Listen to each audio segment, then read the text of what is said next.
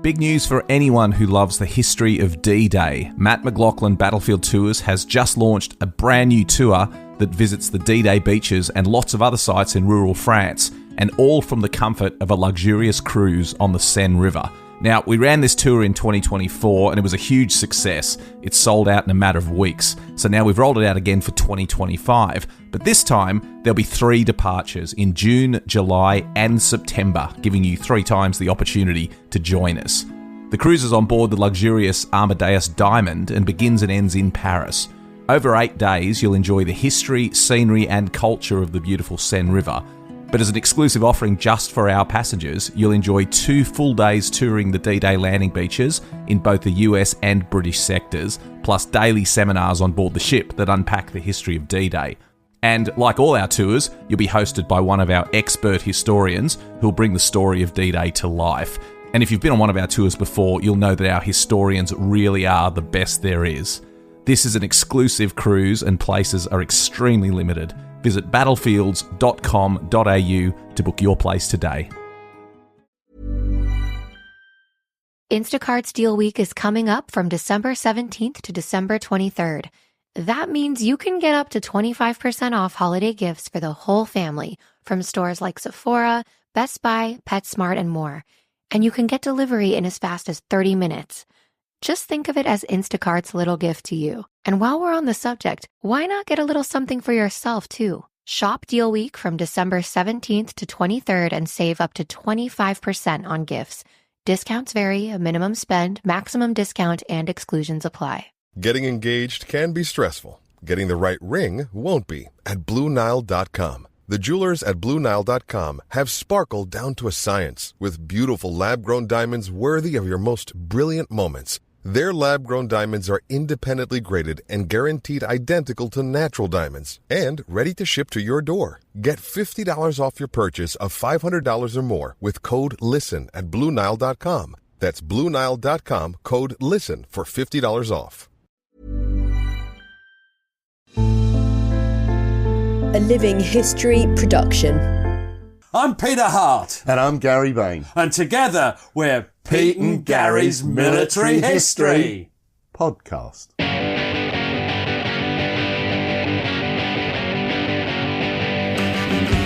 Hello and welcome to the podcast. I'm Peter Hart and I'm with lovely old Gary Bain, who is very festive. You're wearing a lovely reindeer outfit. I am. I've got the front on and you're going to be the back. That's very the appropriate. arse of a reindeer. Yep, that's perfect. Perfect. It brings a whole... Merry Christmas. Merry Christmas, listeners. Well, it's 3 days before, Gary. But have we gone too early? Well, we might have done, but hopefully there'll be lots of laugh or cries wrapped up underneath the Christmas tree. I can picture them there. Oh, imagine the happy look of one's wife or husband, depending on which way. And the look of disappointment. The look of disappointment as they open it. Yeah. What is our Christmas offering, Pete? Our Christmas offering is, it's a lovely festive episode. We've gone back to the Fife Forfar Yeomanry, which hopefully some of them will be unwrapping burning steel. Which is the story of the second Fife Forfar Yeomanry. And we've been doing, as you know, Gary, although you may have forgotten, a series on the Fife Forfars, as you call them. And this time it's Christmas in the Ardennes. Why use 4 words when you can use 56? I don't know. So, Christmas, it's coming. Hey! And the men of the second Fife Forfar Yeomanry were intent... You've entirely given up on how to say forfar properly, haven't you? They were intent on enjoying the festive season, ensconced as they were in comfortable billets in Ypres. We've heard of Ypres, haven't we? Now, for the Scots amongst them, the siren call of the New Year's Eve was beckoning. After all they'd endured, this was going to be a time to remember, even amidst a world war. But somebody else had plans. Who would that be? Well, that'll be the Germans, who were intent on spoiling everyone's festivities. The Allied offensive had been effectively stalled since October, and the Germans had used this breathing space to reorganise and amass an intimidating force, and that had a specific objective, Pete. What was that? That's basically they're going to launch a concerted offensive to disrupt the already fragile American and British supply routes. And this is what would become known as the Battle of the Bulge, or the Ardennes Offensive, if you're actually not silly. It's a big thing. 400,000 men, 4,000 guns and 500 tanks were assembled covertly with the bad weather. This is crucial, isn't it? Why does the bad weather help? Well, it conceals troop movements from the Allied reconnaissance aircraft. And on the 16th of December, the German Army Group B, that's the 5th, 6th and 7th Armies, were unleashed in a devastating surprise attack on the American 1st Army in the wooded Ardennes area. Now, they're intended to smash all their way via Dinant and Brussels all the way through to Antwerp. So you could see that would have a devastating effect on Allied supply routes and communications. Do they succeed? Yeah, for a while, the Germans break through, and it looks as if the situation was critical, as the Americans had few reserves in the Ardennes sector. However, isolated American units fought some brave rearguard actions. They did, and this is one of the few chances we get a chance to pay tribute to the role of those somewhat heroic American units. We don't know much about them because we're pretty well ignorant on the Second World War, but they did do well. Promotion with Pete and Gary. Right. So they held key points, they carried out demolitions, and they slowed the overall German advance. So at first, the Battle of the Bulge seemed irrelevant to the 2nd Fife Forfar Yeomanry. But on the 20th of December, Colonel Alex Scott was called to a 29th Armoured Brigade briefing. Now, they're all to move it to the east as quickly as possible to stop the Germans crossing the Meuse River and threatening Antwerp. And this caught many of the regiment by surprise, including our favourite, Major Douglas Pinky Hutchison, who was, but this time he was in charge of A Squadron. He's at headquarters of A Squadron. Why is he unprepared, Gary? We had organised A Squadron dance, and the following morning there were a good many hangovers. I'd been to the dance, and certainly I had a hangover.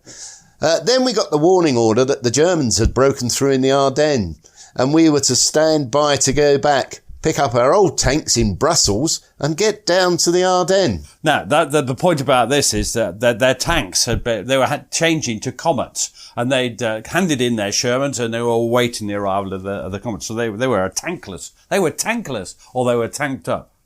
Yes. Hungover or not, an advance party was immediately dispatched to Brussels to locate billets and to find out what tanks they were to be equipped with and where they were exactly going to be picked up. And this is your favourite, Captain William Steele Brownlee of HQA Squadron. Bombshell! We were to move to Ardennes soonest. Forget the Comets, leave all heavy kit behind, pick up our old Shermans in Brussels, get to the Meuse and help stop von Rundstedt. Advanced party to leave at 13:30, Sal for A Squadron, Jimmy for B Squadron, who were short of officers, in scout cars. Cup of coffee in iced. Brussels and then he goes on. Brussels was in turmoil. Population very scared. We laid out areas for billets. There'd been no time for details. And I was sent as regimental guide to a point in the suburbs where our column of trucks was expected. They were late. It was cold and pouring with rain. V1s were passing overhead. Very depressing. I think it's actually Alst, A-A-L-S-T. It is. Sorry, that's my eyesight, isn't it? Now, they were followed that afternoon by the massive Sherman crews who were all heading for the Laeken Reinforcement Tank Park. And there were row after row of Shermans in various states of repair. So what do they do? What are the lads going to do? Well, a lot of them searched for their old tanks, which they'd handed in just a few days before. Now, why? Why would they want their own tanks? Surely, Gary, one Sherman's the same as another Sherman. Well, no, they'd been customised to their own taste and specific requirements. Ron Forbes was fortunate enough to find his old steed. And this is Trooper Ron Forbes of 4 Troop B Squadron. When we went back to Brussels to pick up the Sherman, Bert Moir and we said, right, boys, we'll see if we can get Ansmuir back. Lucky enough, when we got into the big tank park, we managed to get hold of Ansmuir, a 17-pounder. That's a Firefly, isn't it? It was snowing a lot. We got white paint and painted the tanks white. And we had these winter tank suits, insulated material, which were very good. Now, they were the sort of zoot suits, aren't they? And they're very, very much appreciated because the weather was getting nastier and nastier. It's not just raining soon. And this is Sergeant Jim Thompson-Bell, who's Sea Squadron. Before we had the zoot suit, we just had our normal battle dress blouse and trousers. When it got cold, you put a pullover underneath the blouse. Some people had balaclavas. They were sent from home. Zoot suits were a type of heavy cotton. The lining was khaki, a sort of flannelette type thing, and they used to keep the cold out. Sound like your pyjamas. My Jim Jams have to be very... Flame-proof. Sorry, I made myself laugh. Now, not all the Shermans and Fireflies were ready for action, and the men spent a day selecting, checking and carrying out minor modifications or repairs to their selected tanks. But still, by 10 o'clock on 21st of December, 8 tanks from C Squadron, 5 from B Squadron, they're ready for action, and they set off for Namur. Now, within a few more hours, the rest of the regiment follows. And this is quite an achievement, isn't it? This is speedy. But it's all part of just a much larger response from the British Army under the guidance of Montgomery, I suppose, who may have dropped a complete bollock at the Arnhem affair, but he does well here. Now on arrival, they found that they were to be part of the hastily thrown together R Force, with several assorted infantry units, sappers, and an anti-aircraft unit. And their role was simple. They shall not pass the Meuse. Now, this is Captain William Steele Brownie. Just Steele Brownie. I must stop saying William. Still a day squadron. And he says, first light, we went through the town and over the Meuse Bridge, which was wired for demolition and defended by a scratch force collected from all kinds of units, looking nervous and checking everyone's papers. There were latrine rumours about German parachutists disguised in captured American uniforms. But our main worry was that some bloody fool would blow the bridges with us on the far side. We motored on a few miles to Ardennes and are deployed in defensive positions on high ground.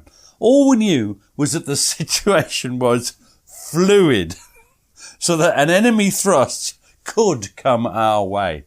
This was welcome, in a way, for we were camouflaged with a good field of fire, quite the opposite of the situation in Normandy, but nothing came. Yeah, they had a good field of fire. In Normandy, the Bocage, you could often only see 50 yards, if that. Now, A Squadron crossed the river and climbed the high ground around Ardennes to the Andoy Ridge. So that's the high ground that Steele Brownie's on about, isn't it? Yeah, and they're trying to block any approach from Liège, while C Squadron covered the various Meuse bridges and B Squadron was held in reserve, ready to leap into action as required. Now, this is Major Douglas Hutchison, who's commanding A Squadron. The whole of the battle area, up until about Christmas, was in a dense fog, and the Germans had taken full advantage of that. Because, of course, the one thing we had command of was the air. We couldn't use it. Our role was to go forward a few miles onto the Andoy Ridge with a very good view of the main approach road. No infantry with us, just tanks. Every morning, we were out there by first light, and then we came back into Namur at dark. We never saw any Germans there. Now, this is interesting because what have we discussed time and time again with the Fife Forfars, and that was they'd learned that you have to have infantry support or tanks are very naked. But they're vulnerable, aren't they? And that's why they pull back at night, because at night they're just helpless. Now, for a while, the situation was extremely tense. As reports came in, fevered calculations were made to try and plot the German movements as best they could on their maps. Now, on Christmas Day, that's the 25th of December. Thanks, mate. Instead of celebrating in comfort in Ypres, the Fife Forfars are replaced by the Welsh Guards at Namur, and they're ordered south along the Meuse to the Dinant crossings, which seemed to be where the Germans were heading for. Now, what do you think made this a bit of a challenge? Can you imagine what? Well, it's going to be weather, Pete. You mentioned it. It's really awful, and ice and snow. It just made it really, really difficult. And this is Lieutenant Alex Gilchrist of 2 Troop B Squadron. I was leading the squadron, I had a balaclava on and it was absolutely freezing. I had my head out of the tank the whole time, driving all that way. When I got down to Dinant, I tried to report back to the colonel and I found I couldn't speak. The air had frozen my nose to my lip underneath my balaclava. So the whole thing's frozen. I sometimes wish you could stick your head in the freezer then. I'm not speaking to you now. Don't try that at home, dear listener. No, on the contrary, try it, dear listener. On arrival, they discovered a strong force of American tanks was already in situ, so they fell back a little to a bare ridge and glumly waited for their next orders. Most had to make do with nothing for their Christmas dinner, but a cheese sandwich and a mug of tea. Wow. It's not every day you get a cheese sandwich. No, that's a quote from another book, isn't it? No. What? The American resistance had dissipated all the German momentum as the offensive ground to a halt. Yeah, so we mustn't. Sometimes it's a thing that the British defeated, but the Americans did a good job of stopping them. There's something else changed. It's not just the American resistance. What else happened? Well, periods of improved flying weather meant that the Allied air forces could attack the German columns and devastate supply depots, railways and roads. Now, what is it particularly that armoured columns need? Well, as a result of this, fuel shortages halted the progress of the 2nd Panzer Division, which had got closest to reaching the Meuse. And what does this mean in all? Well, that Hitler's last gasp gamble was falling apart at the seams. I sometimes think you're falling apart at the seams. I sometimes think you're a last gasp gamble. Where are you? Hi! I'm Last Gasp. I'm Gamble. Anyway, next day, the 2nd Fife Forfar Yeomanry, not the Fife Forfars, you notice I'm giving them their Sunday title. Very professional. You can't pronounce Forfar. Moved forward through Dinant to act as the brigade, I can't pronounce Dinant either, to act as the brigade reserve in the Falman area.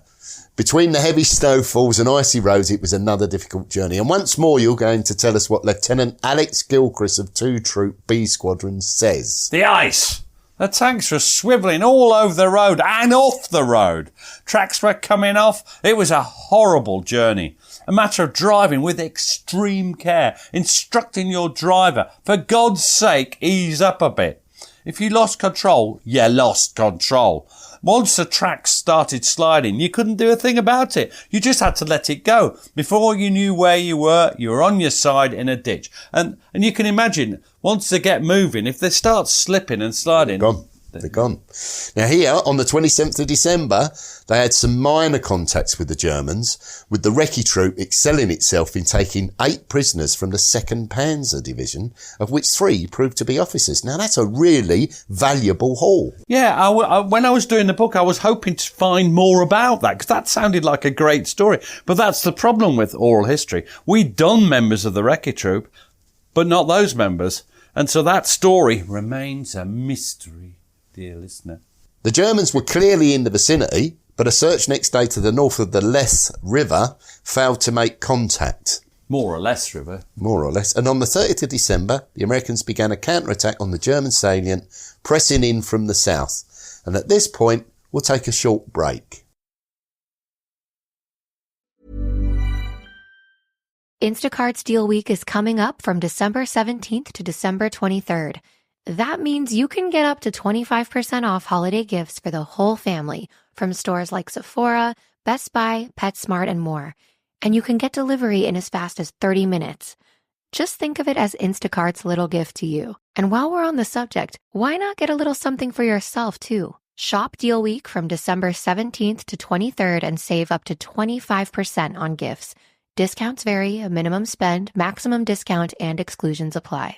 Ryan Reynolds here from Mint Mobile. With the price of just about everything going up during inflation, we thought we'd bring our prices down. So to help us, we brought in a reverse auctioneer, which is apparently a thing. Mint Mobile Unlimited Premium Wireless. How to get 30, 30, bit to get 30, bit to get 20, 20, 20, bit to get 20, 20, bit to get 15, 15, 15, 15, just $15 a month? Sold! Give it a try at mintmobile.com/switch. $45 upfront payment equivalent to $15 per month. New customers on first 3-month plan only. Taxes and fees extra. Speed slower above 40 gigabytes. See detail. Shorter days and chillier nights can make it tough to keep up your fall workout routine. Thankfully, there's Allo Moves, the app that brings health and wellness to the comfort of your home. Allo Moves offers yoga, Pilates, strength workouts, and other fitness classes, plus wellness offerings like meditations, sound baths, and more. Whether you have 5 minutes or an hour, Allo Moves has a class or flow that saves you from a frigid trip to the gym. Get a 30-day free trial and 20% off an annual membership with code ACAST at allomoves.com. It's the Monday you've been waiting for. DSW's Cyber Monday sale is happening now at DSW.com. Today only, save 35% on almost everything online. Score the best deals of the year on must-have shoes, giftable bags, and cozy extras for everyone on your list, including you. Don't miss out. Save 35% online only at DSW.com today. Exclusions apply. Details at DSW.com.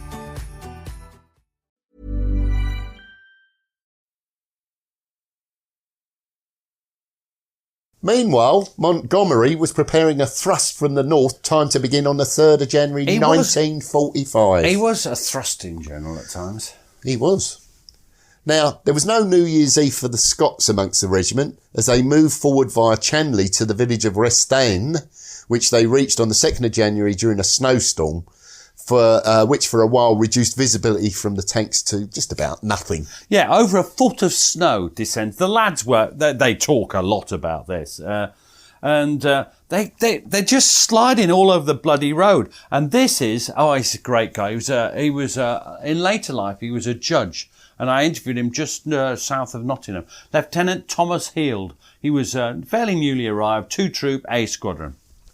We got to Restaines. It was getting dark. After all, it was January, so it got dark at about 4 o'clock. I was asked to recce a track up to the top of a feature called Chapel Hill to see whether it was passable by a tank. The 3 tanks in my troop went up about half or 3/4 of a mile up this track. It seemed perfectly passable. We came to a spot where we could turn round, and we were ordered to turn round and come back down to Restaines for the night. It was very rare for tanks to spend a night out unless they've got infantry support, and we had no infantry support at the time. Now, that's interesting because Chapel Hill later is very much contested, but the trouble is they couldn't just stay there, or they thought they could, and there's a follow-up to this. So they park overnight in, the first house they find on the outskirts of Restaines. Now, next morning, the freezing cold has had a bit of an impact on Heald's Sherman. What's happened? When we wanted to start it again, the tank wouldn't start. The starter motor had packed up. One would have thought a starter motor was a simple thing, but the way we had collected the tank, we hadn't got proper spares in the squadron, and they had no spare starter motor. The result was that my tank was out of action for the next day, which as it turned out was a bit of good luck, because I would undoubtedly have been the leading troop the next day, and we had 4 tanks out of 12 in the squadron knocked out that day. They split up the other 2 tanks into the other troops. At the time, I was furious that there was no other tank for me. Yeah, he would have been the lead because he'd done the recce, so he would have been the front troop. Now, on 3rd of January, A Squadron moved forward to take the area near the village of Bure. That makes a bit of sense. There may or may not be a map. I'm not sure. I've got a map of this, but we'll see. There may be one on the internet people could find. Yeah.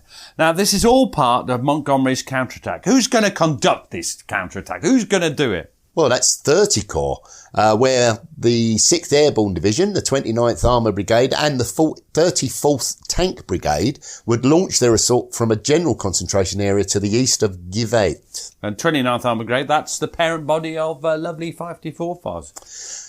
And on Chapel Hill, the 2nd Fife Forfar Yeomanry would be acting in conjunction with the 7th and 13th Parachute Battalions of the 6th Airborne Division. So the plan. A Squadron, that's gonna take Chapel Hill. That's quite big, 1,000 foot high. Then they would give fire support from up there as the 13th Parachute Battalion put in an attack on Bure. C Squadron would take over when Bure fell, while B Squadron would support the 7th Parachute Battalion in a separate attack on the village of Wavrail, which is, as you know, Gary, I believe, just a couple of miles north of Bure. And as A Squadron crossed the ridge just south of Chapel Hill, they came under fire and lost one tank immediately. And you're going to tell us what Sergeant Roy Valance of 4 Troop A Squadron says. We were going up into huge forested hills covered in snow. On one, which we called Chapel Hill because there was a little chapel somewhere up on the side, there was a German SP, now he means self-propelled gun, doesn't he, beside the chapel. And the tank next to me fired at it, missed it, and it left a neat round hole in the chapel wall. I'd love to see that. If I remember rightly, Corporal Finley, his tank got the self-propelled gun. On the opposite slope to us, about a mile from us, we fired on some Shermans, which were firing at us. Gary, what's happened? Well, they had captured them from the Americans. Phew. And they had black crosses painted roughly on. It seemed very strange. I brewed one up. I watched the trace of the shot all the way, which was a change. It was a good day for John Buchanan, and this is what Trooper John Buchanan of 4 Troop A Squadron says. Same troop then, yeah. We were sent to chase them up Chapel Hill. We were sent along the top of the ridge. There was a big valley. It swept to the other side of the hill. You could look across. The Germans at one side of this valley on the hill, and we were at the other side. The snow was very thick. I saw these 2 German tanks. They were Mark IVs. We knocked them out. Just belted at them. Kept hitting them at the side as they were running across away from us until they stopped. Armour piercing. It went straight in. The smoke came out of them. I got credited with the 2. Not bad. Now, various delays. There's delays in warfare. I mean, the crest of Chapel Hill wasn't cleared until 12 noon, I think. At which point, A Squadron pours fire into Bure. And at that point, the paratroopers charge in. And they meet a very strong resistance. It's important to emphasise that the Germans can still be extremely resilient and a deadly fighting force, even at this late stage of the war. Yeah, indeed. Throughout this period, German self-propelled guns proved a real threat. George Davidson, who was usually known as Dodd, he remembered being ambushed by one in the approach to Revel. And this is Trooper George Davidson of B Squadron. So this is the other attack, the 2 miles north of Bure. Yes, he says this. We moved off to the top of this hill to go down to the village down in the valley. The airborne, that's 6th Airborne, is supposed to be coming down one side. We were going down this side. I was driving with Lieutenant Hale. We just got down the bottom of the hill and the tank in front of us stopped. That had been hit. I was watching through the periscope, the crew jumping out to see they were all safe. Jeff Hale said, "All right, Dodd, drive on." I put my foot down on the pedal. Nothing happened. I looked round at the dials. No needles flickering. All of a sudden, bail out! Bail out! We'd been hit.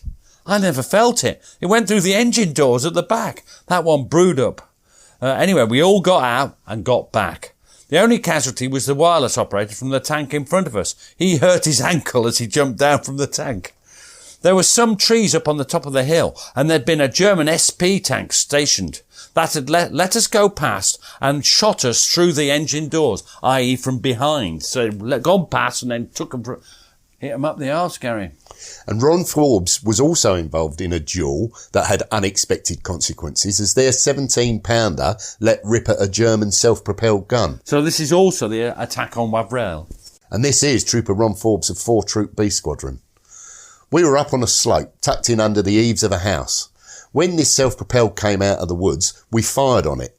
In firing, the flash and the explosion of the gun going off, all the slates fell off the sloping roof, and we were covered in slates.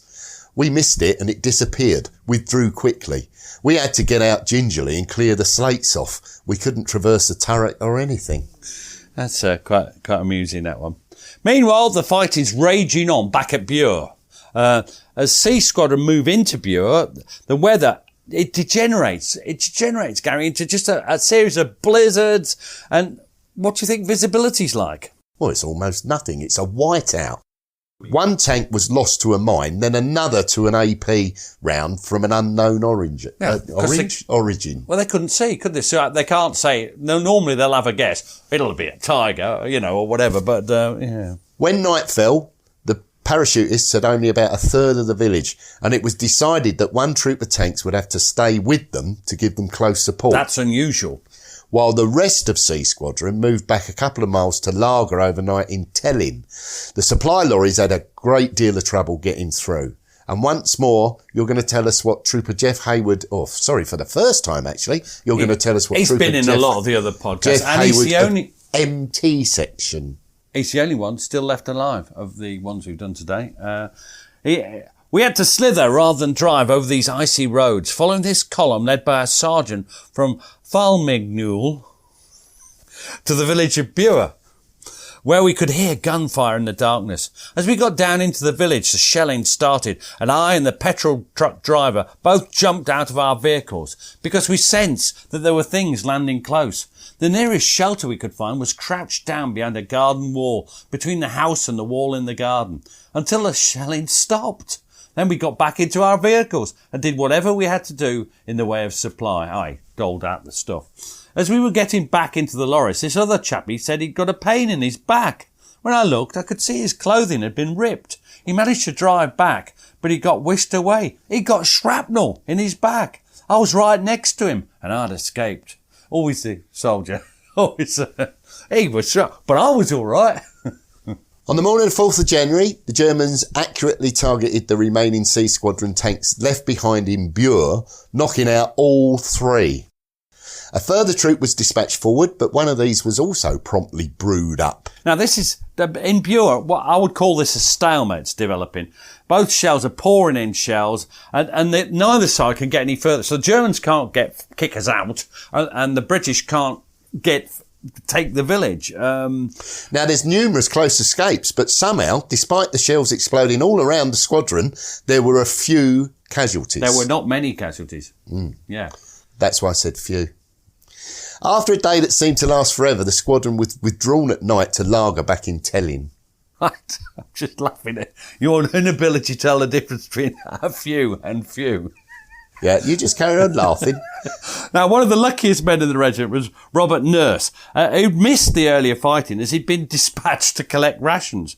On rejoining his tank, he found the man who'd replaced him briefly, Trooper Leslie Lyons, had been killed. What does Robert Nurse say about that?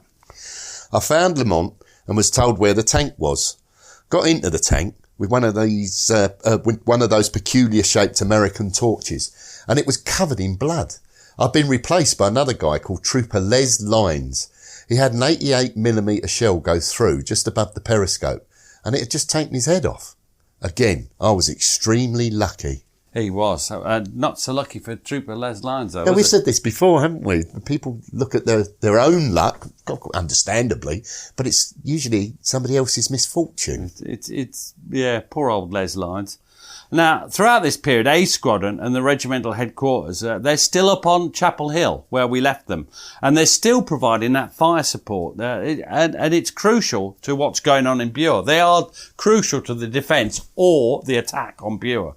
Now, they're up on how do you think it was like up on 1,000-foot snow-coloured? You can't tell the difference between covered and coloured? No, apparently not. I'll just laugh at that. I think you'll find it's white coloured. But I think the point you're making is that they're suffering. It's absolutely freezing. And as lorries couldn't get up the hill, their supplies had to be dragged up by hand all the way to the top. Would you have complained about dragging something up? No, but I'd have had a few observations. And this is Captain Steele Brownlee of HQA Squadron. With darkness, we harboured near the chapel, which was in ruins. A body lay in the brushwood, apparently the commander of the SB. We sat at 8 in the tank. There was no wind, no more snow, but it grew colder and colder. The ground was too hard for digging, so we decided to sleep in the tank. Jock McKinnon, driver, and Mackenzie, co-driver, in their seats down front. Buck Buchanan, gunner, on the deck below the gun. Norman Ingram, operator, on top of the gun. Self on the floor, with feet in one sponson and head in the other. Sleep? I think that's the wrong word, isn't it? Within minutes, the icy cold of the metal seeped through your clothing and the breath froze on your lips. I lit a candle in a tin lid and a fat lot of good it did. I do like... All huddled round a candle, yeah. I do like Steele Brownlee. Now, it says something for the British soldier that Roy Valence was perhaps typical in finding the worst thing over the period was the difficulty in maintaining a steady supply of hot tea. Where's my tea? On the 5th of January, they were relieved by the 23rd Hussars. That's easy to say. Yes, it is easy to say. And moved back in convoy to Welling. How do you say convoy? Convoy to Welling, behind Restaine. On the way, at least one convoy was shot up by some American fighters, as John Buchanan recalls. And this is John Buchanan of 4 Troop A Squadron. We were winding our way through the countryside. We were dive-bombed by American planes. The Americans said it was Germans, but we say it was American planes. One of our boys was killed. The tanks were all nose to tail, and I was the lead tank. I said to my driver, my officer had gone somewhere, I says, let's get out of here. We were trapped with this wood on one side, hills on the other. I landed in a field, one tank in a field, and the planes came for me. I was trying to hide underneath the engine, inside the tank. I said to Norman, can you get her out? He said, no. He was underneath the gun. Mackenzie, the co-driver, he was outside with the Bren gun trying to shoot them. I like the implication that it's Mackenzie. That's mad. I can just picture Mackenzie stood there with a Bren gun going... Now, they'd remain in a reserve role in Welling for a week, which, as the weather improved, allowed the men to relax a little bit. Well, they probably needed it after that. Now, what's happened to the German offensive, would you say, Gaz? Well, by this time, it's pretty much run out of steam. The improved weather left the Germans wide open to air attack, and although the Americans occasionally made their much criticised mistakes in targeting, they were also capable of harassing the Germans to distraction. Absolutely, absolutely. Now, the second Fife Forfars weren't required for any counterattacks.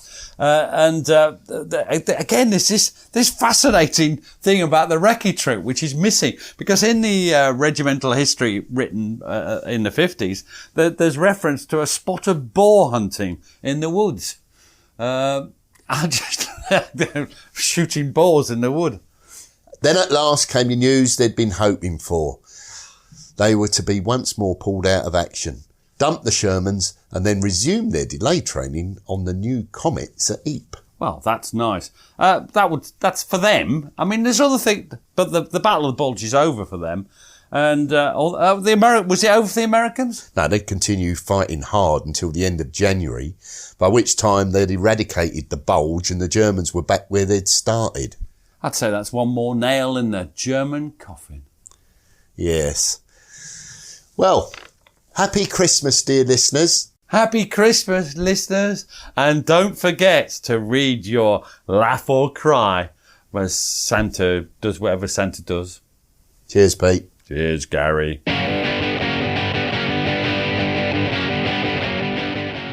Thanks for listening to the show. Blah, blah, blah. If you'd like to support us, you can now buy us a coffee. Visit www.buymeacoffee.com/PGMH. Or visit www.blah. And we'd be jolly grateful. Cheers. Holiday shopping is here, and Amazon Live has got you covered. Shop for the perfect gift from the comfort of your home with Amazon Live's shoppable video experience. Discover the hottest products from influencers and shop while you watch. This season, join Candy Burris from Real Housewives in her holiday Amazon Live series, Generation Face Off, where Candy, her mom, Mama Joyce, and daughter Riley share their favorite stocking stuffers and go-to gifts across fashion, beauty, and more. Watch and shop new episodes of Candy's series Generation Face Off now by going to amazon.com/candylive. That's amazon.com/candylive. For a limited time, use promo code CANDYLIVE for $5 off an eligible product featured on the first episode of the series. That's KANDILIVE. Promotion expires on December 25th, 2024. Limited supply of goods. Terms and conditions apply. For full promotion terms and conditions, go to amazon.com/candyterms. Hey, it's Mark Marin from WTF here to let you know that this podcast is brought to you by Progressive Insurance. And I'm sure the reason you're listening to this podcast right now is because you chose it. Well, choose Progressive's Name Your Price tool, and you could find insurance options that fit your budget, so you can pick the best one for your situation. Who doesn't like choice? Try it at Progressive.com. And now, some legal info. Progressive Casualty Insurance Company and Affiliates. Price and coverage match limited by state law. Not available in all states. What makes a great pair of glasses? At Warby Parker, it's all the invisible extras without the extra cost. Their designer quality frames start at $95, including prescription lenses, plus scratch-resistant, smudge-resistant, and anti-reflective coatings, and UV protection, and free adjustments for life. To find your next pair of glasses, sunglasses, or contact lenses, or to find the Warby Parker store nearest you, head over to warbyparker.com. That's warbyparker.com. Thanks for listening. Follow us on Twitter and Facebook to learn more about each episode. And if you'd like to support the podcast, you have a couple of options. You can buy us a coffee at buymeacoffee.com/PGMH, or consider subscribing to the podcast for only £2 per month and get ad-free listening and bonus content. You can find links for both on our Facebook and Twitter accounts. Sounds great, doesn't it?